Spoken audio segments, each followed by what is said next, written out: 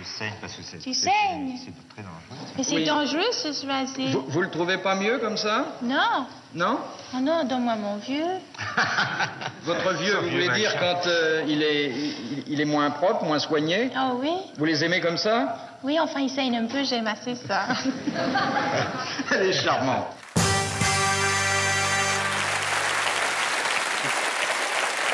Vous êtes tous de bonnes compositions. Ah oui, quand même. Ah oui, vraiment. Vraiment. Oui. Hein. Mais quand même, vous vous souvenez de cette séquence, Jane, quand il demande quand même à Serge Gainsbourg de se raser? Je m'en souviens pas du tout et je retrouve ça avec ravissement. Par une seconde, je pensais qu'il allait le faire. Oui. Et en fait, on faisait un tas de conneries. Mais oui, les gens se prêtaient à faire tout ce qu'ils voulaient parce qu'on ne prenait pas ça au sérieux du tout. Personne ne se prenait au sérieux. Il y avait une fantaisie, une insouciance qui ont tendance à disparaître un peu. Oui, Cela dit, vous étiez parfois terrible sur RTL non-stop, notamment une fois avec mon amie Mireille Mathieu. Vous lui avez fait un coup pendable. Oh, enfin, non, c'est pas moi, je lui ai rien fait. C'est elle qui s'est un peu trompée. On va pas revenir là-dessus. Non, mais juste... Non, bon, ouais. Elle avait à l'époque un impresario. C'est Johnny Starr qui était son impresario, celui qui l'a lancé. Et alors, sachant que j'allais faire une émission spéciale à Londres avec elle, et que, bon, quelquefois, elle était un petit peu dépassée par la rapidité des questions, il avait fait faire... D'abord, il m'avait demandé, ce que je ne faisais jamais... Vos questions? Mes questions, mais bon, pour... la dernière d'une famille nombreuse, je ne pouvais pas refuser. Et ensuite, il avait fait écrire les réponses par un dialoguiste de talent. Ah. Alors, je pose la question numéro 1. Réponse numéro 1, on applaudit. Question numéro 2, réponse numéro 2, on dit, on la reconnaît plus. Quelle répartie? Je pose la question numéro 3, elle fait la réponse numéro 4. Et à partir de là, tout a déraillé. Mais moi, j'avais rien fait. Hein.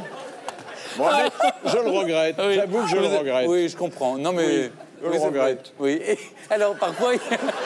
J'ai la nette sensation... En fait, dis-nous la vérité.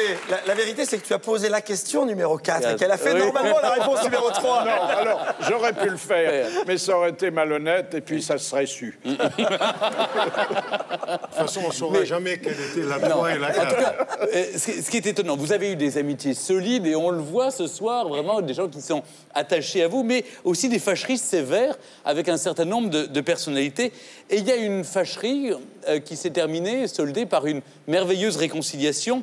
Je parlais de quelqu'un qui ne pouvait pas être là ce soir, malheureusement.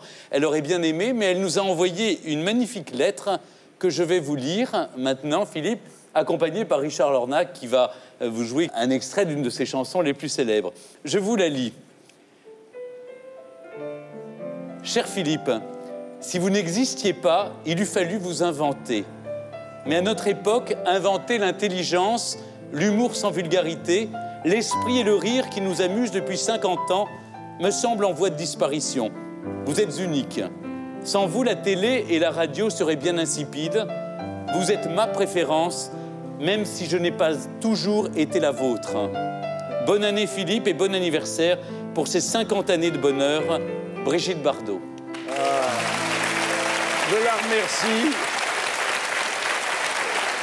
Et cette lettre a été calligraphiée de cette écriture extraordinaire. Une très jolie fleur aussi, elle est envoyée par de la Madrague. Qui est superbe. Alors, je dois vous dire que, et là aussi, je fais amende honorable, et mea culpa, parce que quand j'étais jeune journaliste, mon patron de l'époque, au Figaro, Pierre Brisson, m'avait dit, écoutez, jeune homme, si vous voulez être connu, il faut vous attaquer à des gens plus connus que vous. Alors j'avais pris celle que j'admirais le plus à l'époque, car c'était déjà un mythe, une star, j'avais pris Brigitte Bardot.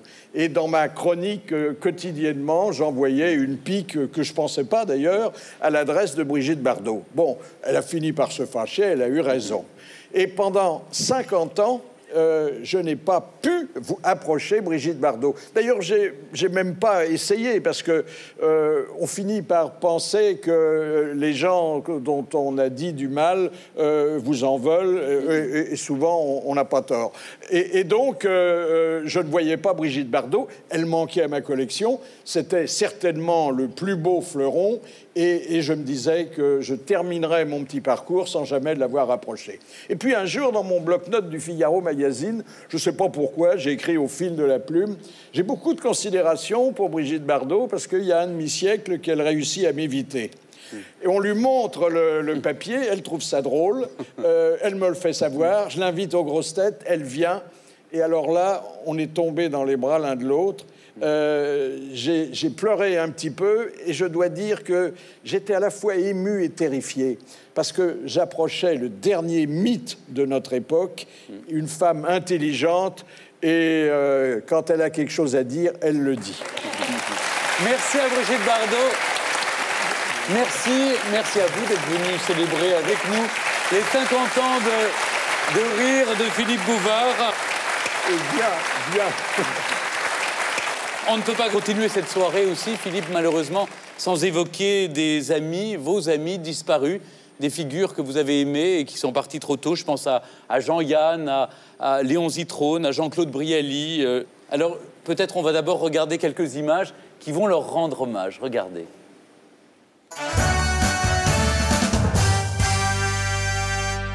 Alors, cher Léon, c'est maintenant votre jubilé, ou presque. Un double jubilé, d'ailleurs. Oui. Il y a les années de radio, 25 ans, les années de télévision. 20. Bon, c'est quand même 45 années d'expérience professionnelle, parce que je crois qu'on peut ajouter. Oui. Alors, on sait aussi, mais on s'en souvient pas assez, que vous êtes polyglotte. On m'a fait une très fausse réputation. Attendez, qu'est-ce que vous parlez? Je parle convenablement l'anglais, convenablement le russe, l'allemand assez couramment, alors l'italien en courant très très vite. Quand je dis un mot en italien en Italie, les gens me répondent par de longues phrases, mais là je ne comprends plus rien. Quand vous rencontrez des gens de connaissances, comme par exemple Bruno Cocatrix, de quoi parlez-vous? Avec Bruno, on est et l'un et l'autre très pessimistes, enfin, du moins lucide, froidement lucide. On parle en général de la mort, c'est une obsession, chez lui et chez moi d'ailleurs. Et on parle de la mort, on parle de... C'est laid la mort, c'est irrémédiable, c'est la fin. Alors c'est triste en général. Vous trouvez une solution à force d'en parler? Non, on n'en trouve pas. Enfin, si Bruno, enfin je ne sais pas si je dois me permettre de dévoiler les secrets de Bruno, rêve de rencontrer, pardon Bruno Busconier, une médecine exceptionnelle qui le ferait vivre 30 ou 40 ans de plus. D'ailleurs, c'est un petit peu mon souhait aussi. Oui, ben, ça peut être le vœu de beaucoup de gens, oui. C'est pour ça qu'il faut vous ménager quand même et attendre que la médecine ait fait des progrès suffisants. Alors voilà un petit décor qui peut-être va vous ramener, Dalida, quelques années en arrière. Oui. C'est l'époque où vous étiez dactylo. Encore que je me suis laissé dire que vous n'aviez jamais tapé que 2 doigts. Exactement, je ne sais pas taper du tout à la machine. D'ailleurs, quand j'étais secrétaire, je ne faisais que chanter dans le bureau. Oui, je dois dire que quand vous étiez secrétaire, vous aviez une façon de vous habiller. On va voir une photo qui aurait fait passer sur vos fautes de frappe mais non, Philippe, le patron le plus intransigeant. Je ne m'habillais pas comme ça quand j'étais au bureau. Non, ça c'est une photo parce que je me suis présentée à Vous avez participé. Voilà, à un concours de beauté où je gagnais Miss Égypte. Voilà, c'est dit, c'est fait. Oh, vous n'avez rien d'un français moyen.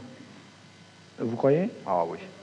Ah bon, alors tant pis. Alors... Ah mais je ne sais pas s'il faut prendre ça comme un compliment. Non, je ne ferais pas être torse nu dans une mine parce que je sais que les gens rigoleraient, mais enfin...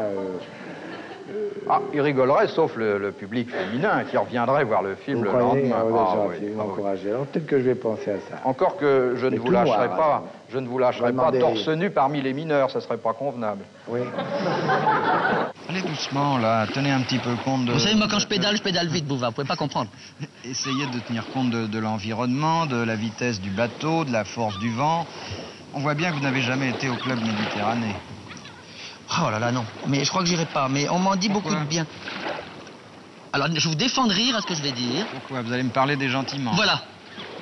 Et il y a des gentils membres, et je sais pas ce que ça veut dire. Gentils membres, vous pensez? Mais rire obligatoirement, c'est comme une chose de scout. C'est amusant à 12 ans, mais maintenant, non. Vous connaissez beaucoup de raseurs? Oh là là. Pourquoi vous leur tournez pas le dos? On sait jamais. Alors, il y a un visage, évidemment, qu'on doit évoquer ce soir, parce qu'il nous manque, c'est Thierry Le Luron. Évidemment, c'est quelqu'un qui a beaucoup compté dans votre vie. Oui, oui, qui, hélas, n'a pas compté très longtemps. Je dois dire que j'y pense presque tous les jours. Ah oui. Alors qu'il a disparu, voilà plus de 20 ans. Peut-être parce que j'ai été le destinataire de sa première lettre. Oui. Il m'avait écrit... Il avait 14 ans, non? J'ai 15 ans et demi, il m'avait dit. Je fais des imitations qui font rire toute mon école et ma famille. Aidez-moi, je veux devenir une vedette. Alors bon, à 15 ans et demi, habitant en province, je ne pouvais pas lui répondre autre chose que ce que je lui ai répondu. Terminez vos études et puis reprenons contact. Surtout que le nom ne faisait pas sérieux. Le Luron, ça avait l'air d'une blague. J'étais à l'époque secrétaire général d'un théâtre de chansonniers qui s'appelait le Théâtre de 10 heures. Et puis on a vu arriver un petit bonhomme, déjà avec une assurance, un culot incroyable, qui faisait sa première imitation, qui était celle, si mes souvenirs sont exacts, de Chaban-Delmas, et ça s'appelait la chabanisation. Je dois dire au passage que cette émission, qui était tellement drôle, n'a pas servi les intérêts politiques de Chaban-Delmas, qui s'est fait battre à la présidentielle, parce que chaque fois qu'il prenait la parole, on pensait à Le Luron. Mais maintenant, quand je repense à lui, qui, à l'âge de 30 ans, avait tout vu, tout expérimenté, tout compris, je me demande si il n'est pas parti parce qu'on n'avait plus rien à lui apprendre. En tout cas, Philippe, on va regarder tout de suite des images. On sent bien dans ces images que Thierry est plus qu'un invité dans vos émissions. Il était le chouchou, il était l'invité. Je lançais une émission, il y avait Thierry Le Luron. On regarde.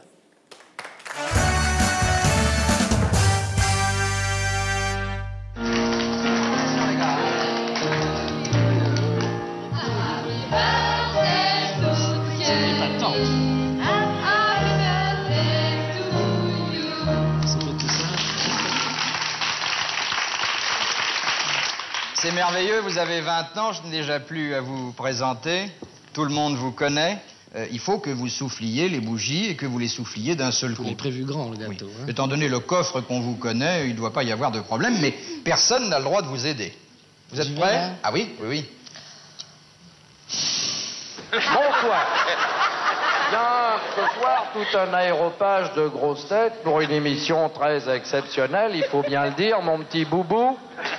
Oh, je peux bien vous appeler mon petit boubou, puisque tous les travelots du bois de Boulogne, en connaissance de cause, vous appellent ainsi. Emmenez-moi ces anthropophages, loin de l'orchestre et loin de mes oreilles. Il me semble que ces sauvages seraient moins pénibles aux corbeilles. Emmenez-moi ces anthropophages, loin de l'orchestre et loin de mes oreilles. Il me semble que ces sauvages seraient moins pénibles aux corbeilles. Thierry m'a souvent amusé, mais cet amusement s'est arrêté jusqu'au moment où il m'a traité de guenon. Il vous a traité de... Ah non. Oui. Alors attention, il ne vous a pas traité de guenon. Jamais de la vie. Vous avez dit que lorsque Alice Sapritch allait au zoo le dimanche, il lui fallait un billet pour entrer et un billet pour sortir. Oui, oui. C'est pas exactement la même chose. Non, mais enfin, disons. Thierry a beaucoup de talent. La seule chose que je n'aime pas, c'est quand il m'imite. Il est en train de me regarder là. Je le vois du coin de l'œil. Mais ça ne fait rien. Alors, vous voulez vous embrasser publiquement pour dire que la réconciliation est consommée? Et vous croyez que ça va intéresser la France qu'on soit réconcilié? Vous savez, les occasions de rire sont quand même rares. Et je vous ai fait rire une fois de plus, à l'œil. Voilà, mais ça fait très plaisir. Voilà, bel hommage à Thierry Le Luron. Tout votre parcours qu'on a évoqué jusqu'à présent, Philippe, toutes ces émissions, tous ces invités, tout ça se passait à Paris, vos samedis soirs notamment, c'était chez Maxim's. Alors, pourquoi Maxim's? Parce que vous vouliez montrer aux téléspectateurs comment le Tout Paris ou un symbole du Tout Paris? À l'époque, c'était le restaurant le plus célèbre du monde. Et donc, j'étais parti du postulat que le public, les téléspectateurs, surtout de province, seraient heureux heureux de se retrouver dans un endroit aussi mythique. Et le pari a été gagné pendant plusieurs années. Alors, on va parler maintenant d'un autre symbole parisien, en dehors de Maxime. Mais d'abord, j'avais peut-être une petite incise à faire. Il y avait toujours de très jolies filles derrière vous dans les émissions. Oui, alors, oui. Vous les recrutiez comment? Alors, elles étaient recrutées par une agence de mannequins.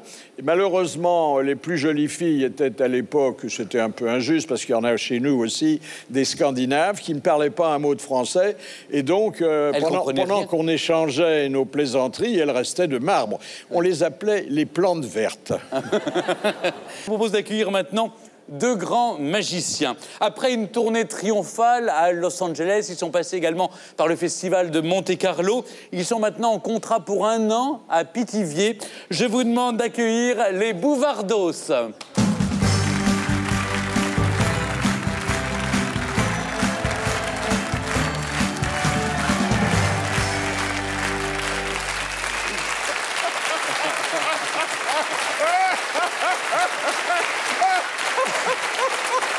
Bonsoir.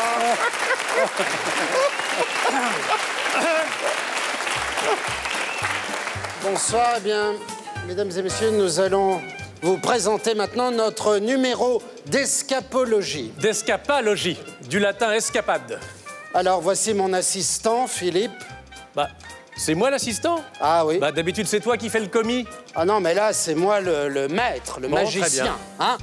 Bien, alors, attention. En place. Ça branle. Bah, tu mets les cadenas? Bah oui.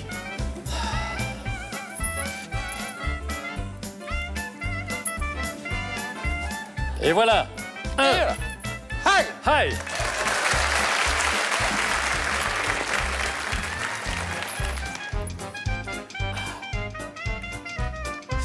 Il n'est pas habile de ses doigts. T'as perdu là, mais c'est pas possible. On va avoir encore l'air ridicule, c'est agaçant. Voilà. Hi! Voilà. Impeccable. Et maintenant... Ça, c'est rien, ça. Et maintenant, que va-t-il se passer? Ah ben ça, si je le savais. Attention.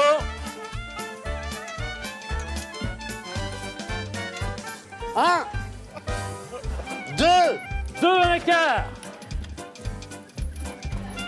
2 1/2. 3.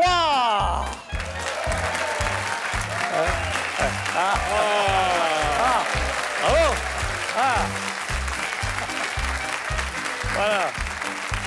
Voilà, impeccable. Eh oh! Oh, tu me détaches. Ah bah tu te débrouilles, hein, attends. Bah, tu vas pas me laisser là. Il veut être patron. Bonsoir, Philippe. Nous accueillons Philippe Chevalier. Et on va peut-être libérer... Oui. Et voilà. Régis nous rejoint également. Mon cher Régis. Bonsoir. Ah, mon cher Bonsoir Philippe. à tous les deux, mon cher merci Stéphane. d'être avec nous ce soir pour célébrer le jubilé de Philippe Bouvard. Entre vous trois, c'est une longue histoire. Oui. C'est vrai. Et vous êtes fiers d'eux, fiers de leur réussite? Oui, écoutez, quand je vois leur nom en lettres énormes de néon à la façade d'un music-hall, j'avoue que j'ai une petite satisfaction. D'abord de les avoir vus réussir et ensuite de ne pas m'être trompé. Vous êtes peu trompé, on va en parler dans un instant, parce que je crois que sur tous les artistes qui ont débuté avec vous, il y en a 21 qui ont commencé avec vous et qui ont aujourd'hui leur nom en haut de l'affiche. Et 18 autres qui ne sont pas moins chers à mon cœur, qui font aujourd'hui régulièrement le métier de comédien et qui sont de très, très bons. Alors, il faut le dire, tout a commencé en 1982 avec cette émission qui a révélé aux Français tant de talents. Ça s'appelait le Théâtre de Bouvard. On va compléter le tableau de famille en accueillant maintenant, ici même, deux comédiennes, deux amies de toujours qui ont fait un passage remarqué à vos côtés, Régis et Philippe. Je vous demande d'accueillir Michel Bernier et Isabelle de Botton.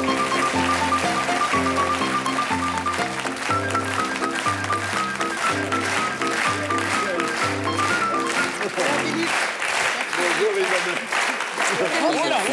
Merci.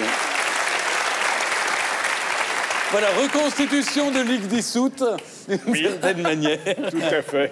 Bonsoir Michel, bonsoir Isabelle. Merci de nous rejoindre pour rendre hommage aux 50 ans de rire et de carrière de Philippe Bouvard. Justement, est-ce que, à tous les quatre, je pose la question, c'est vrai que cette émission Théâtre Bouvard réunissait, était très regardée, c'était 53% de part de marché. Est-ce que ça a été un tremplin pour vos carrières respectives ? Bah, c'est clair que nous, on était tous dans nos cafés-théâtres respectifs à ce moment-là. Quand Philippe a eu l'idée de venir chercher de jeunes inconnus qui étaient planqués un peu partout dans Paris. Et quelques-uns d'entre nous, on est tous venus se frotter un peu pour savoir ce qui se passait. Et en fait, au départ, je pense qu'on était tous pareils. On venait en se disant, on va faire un peu de promo pour nos spectacles respectifs, quoi. On ne savait pas qu'on allait devenir des vedettes de télé en l'espace de très peu de temps, d'ailleurs. Hein. Vous saviez reconnaître un talent, une vedette en devenir ? J'avais pas de mérite parce qu'à l'époque, les talents foisonnaient. C'était une cuvée exceptionnelle. Et quand ils arrivaient, j'avais presque rien à faire. Ils avaient déjà leur personnalité, leur rôle, leur sketch. Mais ils avaient peu de temps, ça se passe. Isabelle, ça allait très vite au fond. Ça allait très très vite. Philippe posait sa montre sur la table et on avait 30 secondes pour le faire rire. Oui, voilà. Ça c'était aux répétitions. Parce qu'au départ, il faut dire que c'était quand même basé sur de vraies improvisations. Vous lanciez des sujets, il fallait qu'on improvise. Alors après, ça s'est un peu affiné. On a après, préparé... vous avez commencé à écrire des voilà, sketchs. c'est ça. Et donc, il fallait vous séduire très vite. Et puis, vous aviez... vous disiez vous-même, Philippe, que vous étiez le représentant du français moyen. Oui. Et que par conséquent, vous étiez l'étalon, si je puis dire, en cette matière. Et que vous aviez en le matière goût... de rire. Je disais, si ça me fait rire, ça fera rire les Français. Il nous posait un problème, c'est que vous vouliez qu'on démarre le sketch au moment où ça vous avait fait rire. Alors nous, du coup, on n'avait plus l'introduction. Oui, ça c'est vrai. Vous trouviez qu'il fallait pas perdre de temps, ça c'est vrai. C'est vrai. Allez, je vous propose de regarder tout de suite quelques grands moments du théâtre de Bouvard. Bonsoir. Ce soir, on improvise. Avec des jeunes comédiens qui sont à la fois auteurs, metteurs en scène, interprètes. Oh là là, tous les soirs à 6h dans le métro, faut qu'ils prennent le même que moi. J'en ai marre d'être désirable. Oh là là, puis alors si je le regarde, celui-là, il va s'écrouler. Ah, puis alors l'autre, il a envie de m'embrasser, ça se voit, ça se voit. Ma bouche pulpeuse, ça les attire. Oh là là. Puis il y a d'autres lignes, mais ils me suivent tous. Mais qu'est-ce qu'ils ont? J'en ai assez d'être belle. Oh bah dis donc, je réalise. C'est Concorde, il faut qu'on descende à Concorde. Oui, on marchera un petit peu alors. Attention. Comme vous pouvez le constater, l'homme du XXe siècle n'est ni plus ni moins beau que celui des siècles précédents. Ainsi, notre ami Coco, puisqu'il s'appelle Coco, dit bonjour, Coco. Bonjour, Coco. Non, bonjour. Bonjour. Notre ami Coco, donc, est sans doute moins beau que Roméo, mais plus beau nettement que Quasimodo. Bah, y a intérêt. Aujourd'hui, notre nouvelle formule, comme chaque dimanche matin, et pour la première fois à l'écran, Jim Pantonique. Avec Aviné et Vérola. Je suis la grande Aviné, je suis la petite Vérola. Pas besoin d'être chic, pas besoin de fondre. Avec Jim Pantonique, vous resterez rond. Y'en a marre des minces, y'en a marre des maigres, y'en a marre des fines, des massés, des maigres. Patron. Oui. Je vous aime. Je vous aime. Emmenez-moi chez vous. Oui, Coco. Écoute-moi.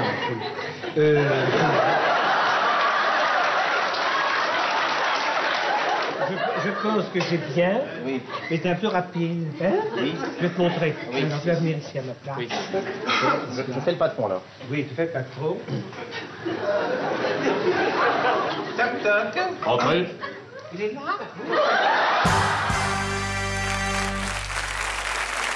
Et les plus grandes vedettes se mêlaient à notre jeu. Mais oui, on voit Fabrice Lucchini avec Isabelle. Michel Serrault est venu. Il y avait souvent Coluche, des invités. Josiane Balasco se mêlait à nous. Jean Poiret. Jean Poiret aussi. On a été très gâtés. Mimi Mati, mais ça n'a pas été simple pour imposer Mimi Mati au début. Non, parce que, bon, les gens de la chaîne n'étaient pas persuadés. Et ils m'ont fait des réflexions extrêmement désagréables. J'ai passé outre et je crois que j'ai eu raison, puisqu'elle est devenue la vedette préférée des Français. En tout cas, je sais que Philippe est fier de vos carrières respectives. On peut d'ailleurs rappeler, Michel, que vous êtes actuellement dans Et pas une ride depuis le 8 janvier au Théâtre de la Renaissance. Quant à Chevalier Las Palais, il triomphe dans toute la France avec le dîner de cons. En tout cas, merci d'avoir pris sur votre emploi du temps pour venir rendre hommage à Philippe Bouvard. Vous pouvez rester avec nous parce que la séquence qui suit va beaucoup vous amuser.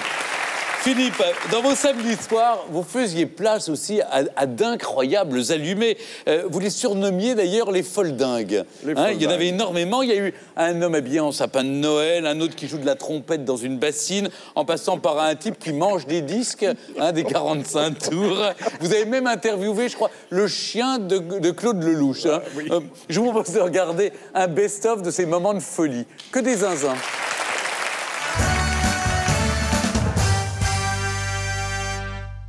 Philippe, Samy va vous parler, mais il faut vous mettre là. C'est un chien qui parle. Oui, enfin il parle. Parle à Philippe. Raconte ce que tu lui as fait hier soir. Raconte ce que tu as fait cet après-midi au Bois de Boulogne. Raconte-lui. Raconte. Oui. Non, il n'entend pas là. Oui. Oui. Oui. Ça veut dire qu'il a connu une petite amie cet après-midi au Bois de Boulogne. Oui. Oui. Vous comprenez, là? Ah oui, parfaitement. Ah oui. Jamais vous avez interviewé ça? Ah non, jamais. J'en ai vu des cabots, mais des comme ça, jamais. Pour moi, les cheveux verts, c'est avant tout un symbole. Symbole de quoi? C'est un symbole de protection de la nature. Parce que c'est la couleur qui prime dans la nature. Oui, protégez peut-être la nature, mais pas vos cheveux avec ça. Oh, il n'y a pas de grand risque. Non, c'est comme une teinture normale. Ce monsieur est une espèce de sapin de Noël. Je suis vivant. Oui. C'est ça. Vous êtes allemand, monsieur? Non, je viens de Cosmos. Vous avez un tas de petites lumières sur vous. Oui, c'est le blue jeans futur. C'est ça, oui. Très normal. Votre vêtement, c'est très extraordinaire. Vous n'êtes d'ailleurs pas le premier illuminé que j'accueille ici, mais vous, ça fonctionne sur pile. Oui. Alors là, nous avons une religieuse. Je veux dire qu'elle doit être sûrement une bonne pâte. Hein. Je veux dire, ça se lit sur son visage. Voilà. Et derrière elle? Et derrière elle, il y a une petite tarte aux fraises. Ah oui, mais pas tarte du tout, finalement. Hein. Oui, c'est très bon. Oui. Ce que vous venez de dire, c'est très C'est intéressant d'être une tarte aux fraises, mademoiselle? C'est rafraîchissant. Oui, sûrement. J'adore manger. Vous adorez manger? J'adore. Oui. Vous n'êtes pas le seul, mais manger un disque de Mireille Mathieu, c'est pas à la portée de tous les appétits. Alors, vous avez donc été agent immobilier, importateur, assureur, représentant de commerce, maçon, et même croque-mort, c'était déjà prédestiné avant de devenir ce que vous êtes aujourd'hui, c'est-à-dire Monsieur Mange-Tout. Comment vous la trouvez, Mireille Mathieu? Le disque est très bon. Oui. Mais la chanteuse manque un peu de souplesse. Ce que nous allons entendre maintenant s'intitule Glouglou à terre trompette, ou si l'on préfère, Concerto pour trompette.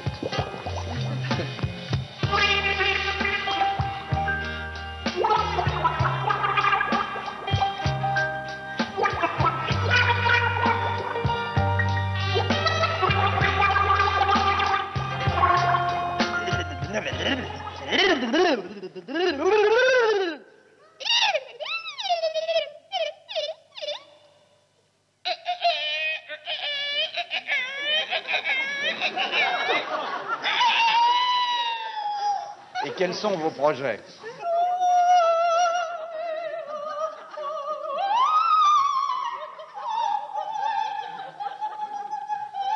Vous voulez toujours l'épouser, monsieur Dalliot? Ça me fait un peu peur. C'est Dagneau, le grand comédien. Mais Philippe, dites-moi la vérité, vous les trouviez où, ces allumés? J'en avais trouvé 2 ou 3 parce qu'on me les avait indiqués. Et à partir du moment où une rubrique leur était quotidiennement offerte, bon, bah, c'est su très vite. Et j'ai reçu des dizaines et des dizaines de propositions auxquelles, d'ailleurs, je me suis empressé de donner suite parce que c'est des talents qui méritaient d'être connus. Ah, bien sûr. Mais est-ce que certains ne le devenaient pas un peu zinzin pour passer dans l'émission? Si, bien sûr. Vous avez fait naître beaucoup de vocations. Bien sûr, bien sûr, mais c'est une époque où l'insouciance, parce que la vie était quand même plus facile, débouchait souvent sur le canular. Et moi, j'adorais ça, faire des blagues. J'en faisais au moins une par jour, en dehors même de la télévision. Oui. Mais eux avaient l'air très sérieux dans leur... Ah ben oui, très sérieux. Le type qui mange des disques. Si vous voulez, c'était ça leur folie douce, c'est qu'ils ne se rendaient pas compte qu'ils étaient fous. Mais on a passé des bons moments. Alors parfois, on va parler d'un certain Raël dans un instant. Mais pour l'heure, vos émissions, il faut le rappeler, Philippe, étaient souvent en direct. Les fameux aléas du direct dont on parle tant dans le métier faisaient que tout pouvait arriver à tout moment, et notamment dans Bouvard en liberté. Et cette fois, c'est une émission en prime time. Ce jour-là... entièrement en direct. Entièrement en direct. Il faut préciser, vous receviez les grands noms de la chanson. Ce jour-là, c'était Gérard Lenormand qui était votre invité. Et il se produit un moment surprenant, mais qui est devenu culte. On regarde.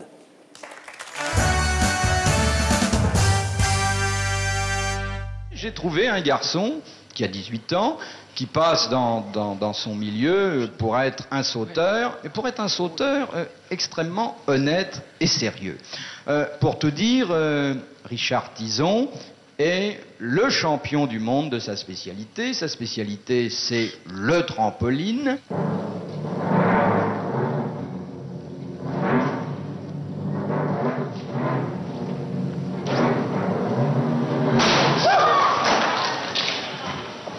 Il y a eu là un petit incident, mais Dieu merci, j'espère ce n'est pas grave. Notre ami Richard Tison s'est mal reçu et on est en train de l'aider à se relever. J'espère tout à l'heure vous donner de ces bonnes nouvelles. Il était étendu à mes pieds et je ne savais pas s'il était encore en vie. Hein. Vous êtes senti déstabilisé un petit moment, un coup? Oui, enfin 10 secondes. Hein. Oui. Mais enfin, ça paraît long. Mais alors, pourquoi vous avez pris le risque de le laisser faire en direct, sans filet? Non, mais attendez, c'est le champion du monde de la spécialité. Bon, il saute pas très haut. Bon, et il retombe toujours sur son trampoline. Je ne pouvais pas penser qu'il allait rater ça. Non. Il n'y avait pas de risque. Oui. Non, il n'y avait pas de risque. Et vous avez de ces nouvelles... Est-ce que vous avez de ces nouvelles depuis? Écoutez, non, mais je pense qu'il a eu de nombreux engagements parce que la séquence a été diffusée des centaines de fois. Tout le monde l'a vu mal se recevoir, comme vous le dites. Alors, on va essayer de bien le recevoir cette fois, parce qu'on va poser la question au principal intéressé. Je vous demande d'accueillir Richard Tison.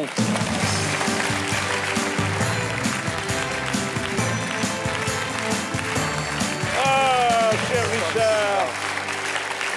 Et comment l'avez-vous retrouvé? Tout est possible. Bonsoir, bonsoir.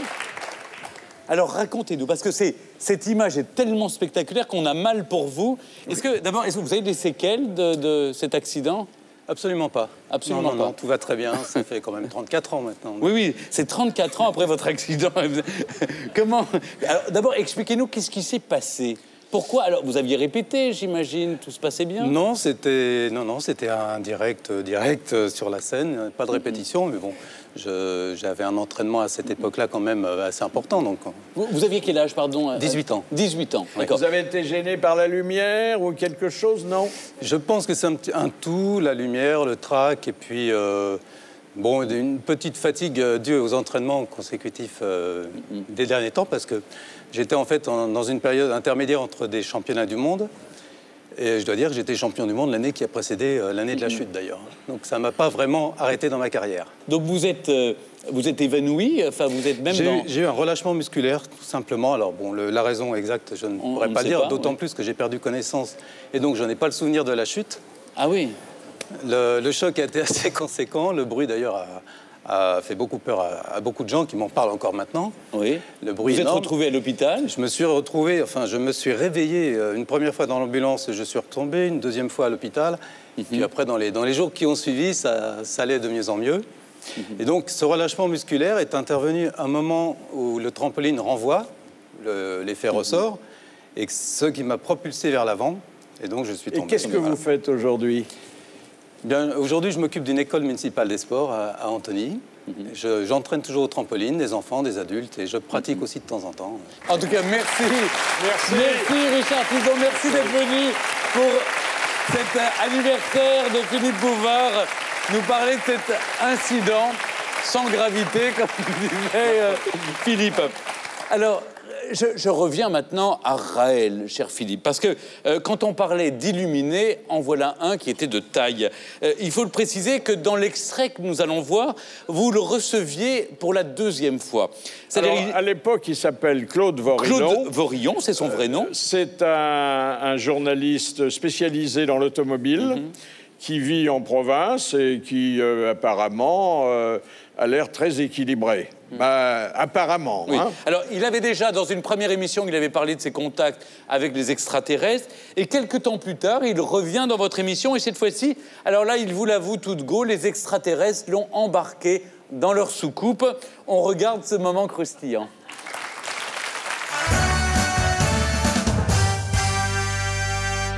Alors, vous êtes donc dans la campagne.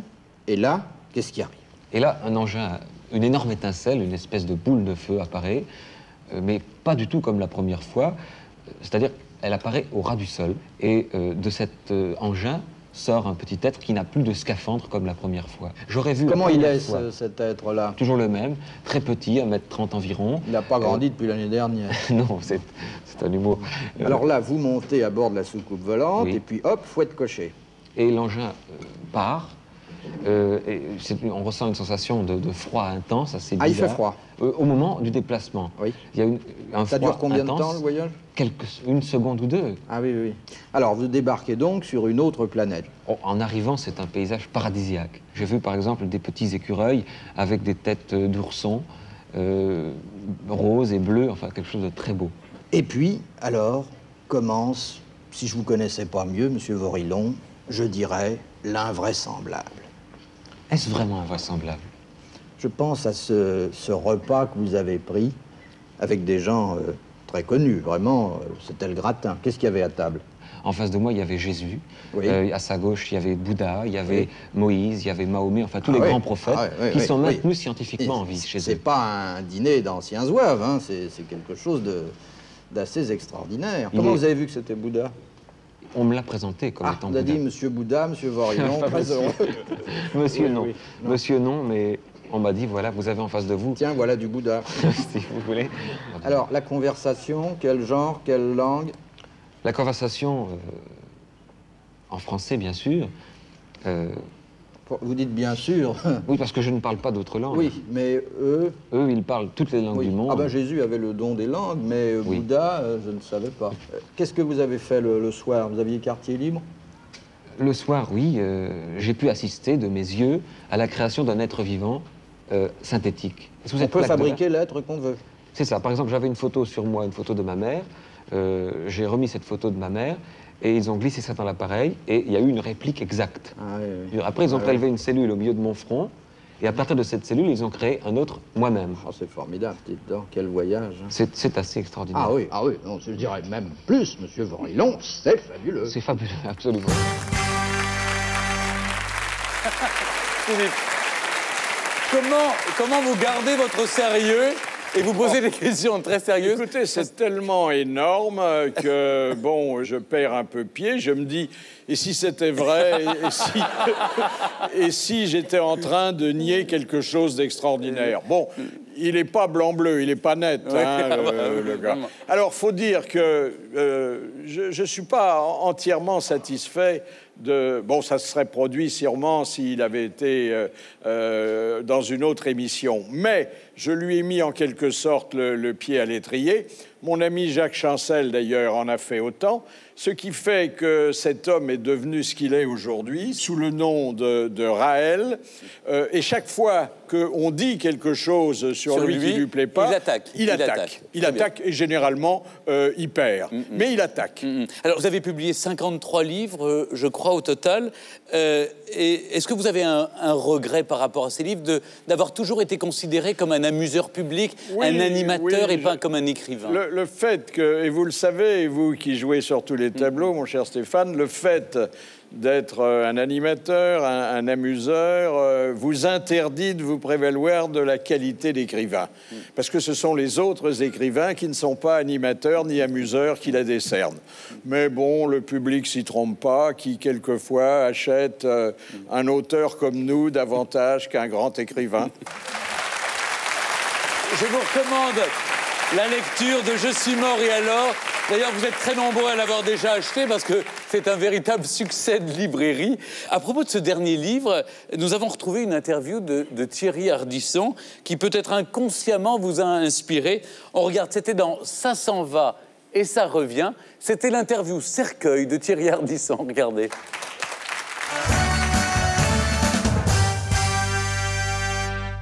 Alors, vous dites qu'il faut trouver le bon cercueil, hein, en acajou. Oui, j'aime bien les bois un peu chauds. En acajou. Et j'aurais besoin d'être réchauffé. Capitonné de velours rose. Hein. Oui, ça me va bien au teint. Avec un téléphone portable à l'intérieur, si des fois vous n'êtes pas mort, que vous puissiez appeler évidemment les gens. Hein. Oui, oui. Dire, je suis là quand même. Ah bah oui. Ben, on vous a pris au mot, mais nous on a des porteuses. Comment vous le trouvez? Bien. Essayez pour voir, voilà. Ouais, attendez. Ouais. C'est pas très grand. Non, hein, on aurait peut-être dû faire un peu moins haut, mais un peu plus large. Moi, je crois que vous avez un peu... On a fait une connerie, là. Ouais. Oui, mais bien, c'est vrai, vous avez raison. Le velours rose vous va très très bien avec vos yeux. Oui, mais vous avez un peu lésiné et du coup, je me sens pas très à l'aise. Hein. Il est à vous, c'est le cercueil que vous souhaitiez. Alors, je demanderais simplement que sur le couvercle, parce qu'il y aura un couvercle. Il y aura un couvercle, c'est sûr, oui. Et sur la plaque qui ornera le couvercle, qu'on grave une mention très simple, qui me servira d'épitaphe. Il y est passé comme les autres.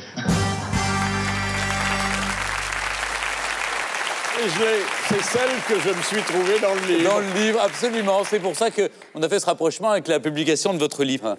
Ce livre, il m'a tenu à cœur. Parce qu'il s'agissait d'exorciser une vieille angoisse qui était celle de la mort.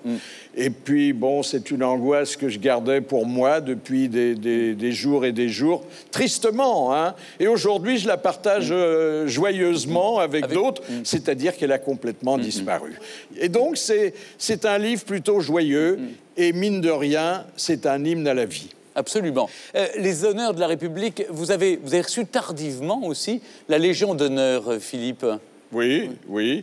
Et ça m'a fait très plaisir. Oui. J'avoue que, oui, j'ai attendu un certain temps, mais il y avait des mérites plus évidents que les miens à récompenser d'abord. Et c'est Jean-Pierre Raffarin, l'ancien Premier ministre, qui vous l'a remise. Oui, et qui me l'a remise d'une façon assez exceptionnelle, puisque c'était son dernier acte de Premier ministre, quelques minutes avant de quitter l'hôtel Matignon. Eh bien justement, Jean-Pierre Raffarin voulait être là ce soir, mais il n'a pas pu, alors il a envoyé un message où il raconte cet épisode. On retrouve tout de suite Jean-Pierre Raffarin. Philippe, moi je ne vous oublierai jamais. C'est comme si on avait tourné un film dont le titre serait « Ma dernière bise à Matignon ». Souvenez-vous, laissez-moi raconter. Nous sommes au début de l'année 2005. Vous êtes promu dans l'Ordre national de la Légion d'honneur. Je vous appelle pour vous féliciter. Et là, vous me dites que vous souhaiteriez que je sois votre parrain dans l'Ordre de la Légion d'honneur. Et puis, le temps passe, les activités sont dévorantes, j'oublie quelque peu. Et puis, vient le moment du terme, je dois quitter Matignon. Et là, la veille de mon départ, vous m'appelez. Et moi? Et ma Légion d'honneur? Je dis, ben, on peut la remettre demain. Et finalement, tous les deux, tout seuls, Quelques secondes avant que je passe les pouvoirs à Dominique de Villepin, je vous remets la Légion d'honneur. J'ai un beau discours, je ne le prononce pas, je vous le donne, mais je vous épingle le ruban rouge au nom du président de la République en tête-à-tête. Merci, cher Philippe, de ces leçons d'humanisme que vous donnez tous les jours aux Françaises et aux Français. Vous avez apporté la preuve que la plus courte distance entre deux personnes, c'est l'humour. Merci. Alors, c'était très drôle et d'habitude, on convie des dizaines, des centaines de parents et d'amis. Et là, on était tous les deux. Il y a un garde républicain qui a apporté une bouteille de champagne. Et puis, Jean-Pierre Raffarin m'a donné le discours qui était préparé et m'a dit, ben, vous le lirez chez vous. Depuis 50 ans, Philippe, on le raconte, vous êtes l'homme de tous les médias. Radio, télé, presse écrite, à la fois magazine et quotidienne. Internet aussi, non? Vous utilisez un petit peu Internet ou modérément? Non, non. Alors, j'utilise Internet maintenant pour correspondre toutes les semaines avec l'aîné de mes petits-fils qui est trader à New York. Ah oui. Et avec une webcam, donc vous lui parlez? Oui, alors on se voit. Alors l'autre jour, il avait changé d'appartement. Alors il me faisait visiter son nouvel appartement en trimballant l'ordinateur. Et puis on passe dans une pièce. Il y avait quelqu'un qui était assis sur un canapé. Il dit, je te présente Howard. Je veux dire, ça a complètement modifié la notion d'absence. Hein. Alors là, comme disait Flaubert, j'admire comme une brute. Alors c'est le dernier volet de cette émission. Philippe Bouvard, l'homme de tous les médias. Et pour cela, j'aimerais que nous accueillions maintenant ensemble, cher Philippe, quelqu'un que vous aimez bien, que vous regardez souvent sur notre antenne. C'est le présentateur du journal de 20h de France 2, David Pujadas. Avec Jacques Pessis. Et Jacques Pessis est avec nous. Ah, bonjour. Bonjour, merci. Jacques. Bonjour, David. Ah, quel plaisir. Ah, c'est bon. Ça va, Jacques? Très bien, c'est bon. Merci à tous les deux. Quelle bonne surprise. Merci d'avoir accepté notre invitation et de rendre hommage aux 50 ans de carrière. Pourquoi vous dodelinez de la tête? Non, pas 50 ans, il a 10 ans 5 fois. Oui. C'est un exemple à suivre et difficile à retrouver aujourd'hui parce que quand on a travaillé avec lui pendant des années, moi je souhaite vraiment aux jeunes d'aujourd'hui d'avoir un professeur comme Philippe Bouvard. Je crois que ça n'existe plus, le moule est cassé. Enfin, faut dire que Jacques s'est montré un élève très doué et dans tous les domaines. Il a touché à tout et il touche à tout avec autant de bonheur puisqu'il est à la fois présentateur, producteur, écrivain, journaliste. Il fait tout. Il fait peut-être même plus de choses que j'en ai jamais faites. Quant à David, alors là, je rends hommage à la fois aux journalistes et à celui qui, dans un petit livre que je n'ai jamais oublié, a donné des leçons d'éthique à toute la profession. Alors justement, David, c'est un cas très particulier parce que je crois que vous êtes rencontrés quand David Pujadas avait 21 ans et qu'il était au CFJ, Centre de formation des journalistes. D'abord, expliquez-nous qu'est-ce qui s'est passé. Moi, j'ai 21 ans. Vous savez, le CFJ, le Centre de formation des journalistes, c'est considéré, encore aujourd'hui d'ailleurs, peut-être comme la meilleure école de journalisme. Le CFJ fête ses 40 ans, c'était en 1988, je venais d'y entrer. Et alors, j'étais chargé pour cette soirée de faire des photos. J'avais mon appareil en bandoulière. Alors, j'arrive dans la soirée et puis je vois, surprise, un peu à l'écart, un peu goguenard, assis, regardant un peu tout ce monde s'agiter, Philippe Bouvard. Moi, j'étais impressionné, honnêtement. Rencontrer Philippe Bouvard, c'était pour moi vraiment quelque chose. Donc, je vais le voir très gentiment. Il me parle, il accepte que je le prenne en photo. Et puis, je lui dis, mais vous avez fait le CFJ? Alors, il me dit, eh oui, je suis un ancien élève du Centre de formation des journalistes. Et alors, je lui dis, alors, comment ça s'est passé? Vous avez apprécié l'école? Vous avez appris beaucoup de choses? Il dit, ah oui, énormément. J'ai été viré au bout de quelques mois. Je me souviens plus, Philippe, si vous avez été viré ou si vous êtes parti de vous-même. Non, non, non. Ou si vous avez claqué la porte. Non, non, j'ai claqué la porte en partant parce que j'étais furieux d'être viré.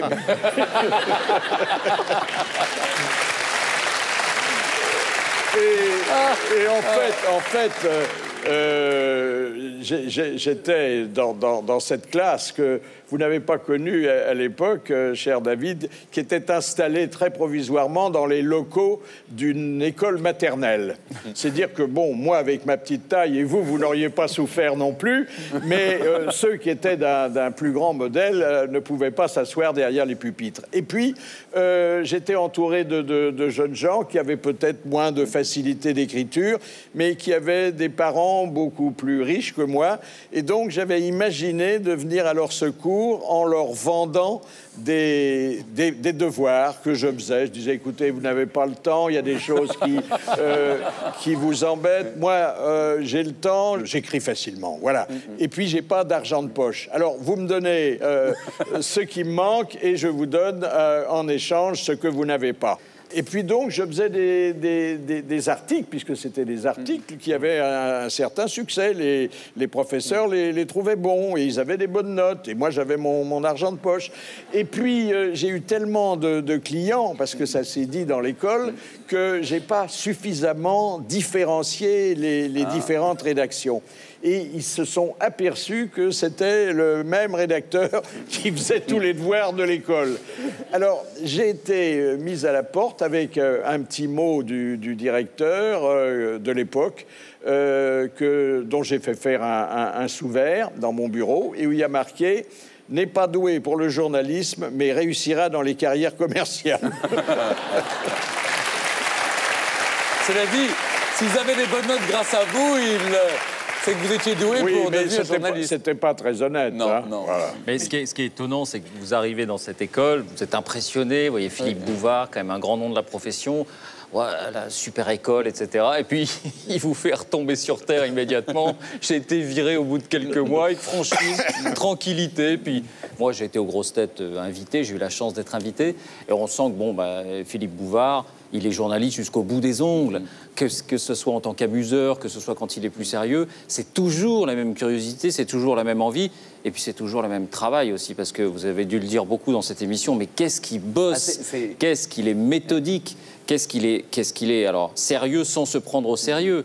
Mais quand j'y suis allé, moi, le bouquin, il l'avait lu de la première à la dernière ligne, et j'ai été étonné, et très favorablement étonné, de voir que ces questions étaient précises, intéressées. Enfin, ça fait plaisir. Oui, oui. Alors, justement, vous êtes l'un des élèves de Philippe. Jacques, comment s'est faite votre rencontre, déjà? D'abord, j'étais un fan de Philippe depuis toujours et j'assistais à RTL non-stop, dans le public, avec Thierry Leluron, d'ailleurs, qui écrivait à Philippe. Et puis, un jour, j'ai réussi à rentrer à RTL. Il fallait une voix pour des auditeurs et je suis venu plusieurs fois avec des voix différentes. Et un jour, Philippe m'a proposé de travailler 8 jours avec lui. C'était les consultants au téléphone. Il fallait, le matin, Philippe me donnait un sujet. Par exemple, il y a une dame qui a perdu la clé de sa ceinture de chasteté en Angleterre. Trouvez-moi un spécialiste de la ceinture de chasteté en France. Et tous les jours, je trouvais ça pour Philippe. Vous avez vécu aussi des moments incroyables. Par exemple, cet article pour François sur les retraités. Vous n'avez pas fait un article... Ah non, ça, c'est Philippe qui a vécu ça. Non, c'était au Figaro. C'était au Figaro. Oui. Et ça, c'est une légende extraordinaire du Figaro. Non, mais qui est une histoire vraie ou pas? Alors, racontez-nous. Non, mais ça illustre, si vous voulez, les dangers de la précipitation qu'on peut adopter quand on traite une actualité chaude et qu'il faut la livrer au public très rapidement. On faisait une enquête sur déjà à l'époque, il y a longtemps, sur la difficile condition des personnes âgées. Bon, alors on fait une très belle enquête circonstanciée avec l'avis des spécialistes, des politiques, et puis au dernier moment, on se dit il faut l'illustrer, cette enquête. Alors on va au plus facile, au plus rapide, et on dit au photographe, écoute, va sur les Champs-Élysées, tu trouveras bien une personne d'un certain âge à photographier, ça nous fera une belle illustration pour la première page. Il descend, et alors là, il voit sur un banc un petit vieux bien propre, entortillé dans un foulard, avec un chapeau qui lui dissimulait une partie des traits, mais vraiment exactement ce qu'on cherchait. Et puis, il rapporte la photo, je la vois, tout le monde dit « Oh, c'est exactement ce qu'il nous faut ». Je fais une légende et je dis, en évoquant la difficile condition des retraités, voilà, ce malheureux papy, il n'a même pas de quoi s'acheter ses cigarettes et il est obligé de vivre de très peu. Bon, et puis ça passe. Et le lendemain, coup de tonnerre, on reçoit une lettre de Marcel Dassault, qui était l'homme le plus riche de France à l'époque, et qui dit vous m'avez porté un grave préjudice parce que c'est moi qui suis sur le banc et que bien que je ne fume pas, je pourrais m'acheter un bureau de tabac. Alors il a fallu rectifier. On regarde tout de suite les héritiers de Philippe à la télé.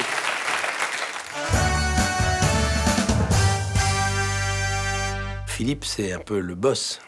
Pour moi, c'est le parrain.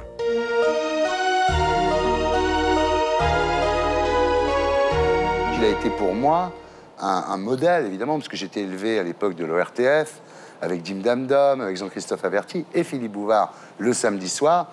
Et ce qu'il a fait, moi je m'en suis inspiré beaucoup, c'est qu'il a inventé l'interview à concept. Bon, si vous avez peur de la foule, vous avez dû être rassuré quand vous alliez dans certaines salles où on projetait certains de vos films, parce qu'il n'y avait pas grand monde. Il a surtout été le premier homme insolent de ce métier. Ça laisse évidemment rêveur, parce que pour voir une jeune fille vraiment habillée, il faut être très intime avec elle aujourd'hui.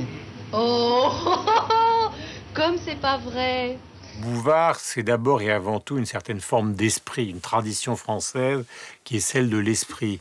Nous, on fait plus de la boxe, lui, plus de l'escrime. C'est un parleur, c'est un beau parleur, un peu comme dans les salons du 18e ou du 19e siècle. Il a un respect scrupuleux de la syntaxe. Il parle très très bien. Même quand, par exemple, aux grosses têtes, ça s'agite un peu, il reste maître de sa syntaxe. Et ça, c'est tout à fait remarquable. Il dit souvent sur des gens ce qu'ils ne pensent pas, mais ça l'amuse. Il ne résiste pas à un mot, et souvent je lui dis c'est un mauvais mot. Il y a toujours cette malice qui transparaît, cet esprit un peu critique, mais très fin. Ce qui est assez impressionnant chez Philippe, c'est cette polyvalence, cette vivacité, cette capacité à passer d'un média à l'autre. C'est une bête de travail. Comme il a une facilité d'écriture tout à fait exceptionnelle. Ah oui. J'ai grandi avec les grosses têtes. J'aimais beaucoup ce mélange de culture, de fond, de finesse parfois, et de grivoiserie, de choses un peu plus lourdes de temps en temps, évidemment. Tout ça était bien équilibré, et l'est toujours d'ailleurs. J'ai été ému par la détresse de Rachida quand elle, ça, je vous comprends. Elle a quitté la place Vendôme. La détresse des commerçants de la place Vendôme. Ça. Voyez, alors elle voudrait avoir un garçon qui s'appellerait Zorro. Zorro. Il a un sens de la répartie, un sens de la formule qui moi, fait mon admiration. Je dis bravo, voilà. Donc en fait, tu es mon maître inconscient, voilà. Philippe, est-ce que vraiment vous m'avez tout confessé? Je suis sûre, évidemment, que non, et que vous cachez beaucoup, beaucoup, beaucoup de choses. Bel hommage de la profession. Ça veut dire qu'il y a quand même des gens reconnaissants qui ne sont pas ingrats. Philippe, quelle réponse vous pouvez apporter à Mireille Dumas? Est-ce qu'il y a quelque chose que vous avez omis de lui confesser? Oui, je ne vais pas tout dire. Cela dit, je lui fais beaucoup plus d'aveux qu'à une autre. Parce que c'est la confesseuse laïque par excellence. Parce que on a envie qu'elle soit heureuse et on sait qu'elle ne sera heureuse que quand on aura dit ce qu'on ne devait pas dire. Philippe, la soirée qui vous est consacrée s'achève à présent. Je vais vous laisser le mot de la fin. Ah oui, les meilleures choses ont une fin, mais provisoire. Justement, il y a une question que les téléspectateurs se posent toujours, et je crois qu'ils sont heureux de vous retrouver ce soir. Est-ce que vous allez refaire de la télé? Écoutez, pardonnez-moi cette comparaison, mais faire de la télé, c'est un peu comme faire l'amour. Alors on sait quand c'est la première fois et on ne sait jamais quand c'est la dernière. Merci à tous. Merci à vous, Philippe. Alors, on ne peut pas fêter un anniversaire et 50 ans de rire et de carrière sans un gâteau d'anniversaire. Voici le gâteau. Alors, ce gâteau vous est offert par votre ami Jacques Chibois. Mon cher Jacques, faut que je vous embrasse. Merci. Merci. Il a été l'œuvre réalisée par Guy Krenzer. Bonsoir Guy, merci d'être avec nous. Alors on y va. Oh. Merci à vous tous. Merci à tous. Et merci Philippe pour votre Stéphane, bonne humeur. Merci. Et merci pour votre gentillesse. Merci à tous les invités qui nous ont fait l'honneur et la joie de nous accompagner ce soir. Merci au public qui vous est fidèle, Philippe. Merci à vous tous, chez vous, qui nous avez suivis pour cet anniversaire de Philippe Bouvard. À bientôt sur France 2. Merci à tous.